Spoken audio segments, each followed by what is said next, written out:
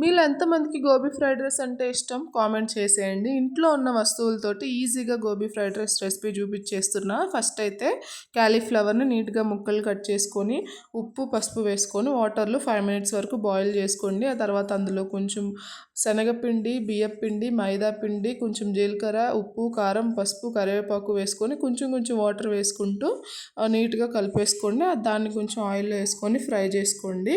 గోబీని పక్కన పెట్టేసుకోండి. తర్వాత కొంచెం ఆయిల్ తీసేసి అడుగున కొంచెం ఉంచుకొని అందులోనే కొంచెం అల్లం ముక్కలు, ఆనియన్స్, కరివేపాకు, పచ్చిమిర్చి కూడా వేసుకొని అవి ఫ్రై అయిన తర్వాత ఈ గోబీ ఫ్రై పీసెస్ కూడా వేసేసుకొని అందులోనే రుచికి సరిపడా కారం, ధనియాల పొడి కూడా వేసేసి అందులోనే మనం ఆల్రెడీ బాయిల్ చేసుకున్న రైస్ కూడా వేసేసి నీట్గా కలిపేసుకొని లాస్ట్లో కొత్తిమీర వేసుకొని ఒక 2 to 3 మినిట్స్ వరకు మూత పెట్టేసి సిమ్లో పెట్టి పక్కన ఉంచేయండి. ఈజీగా గోబీ ఫ్రైడ్ రైస్ రెడీ అవుతుంది. ఛానల్ని ప్లీజ్ సబ్స్క్రైబ్ చేసుకోండి.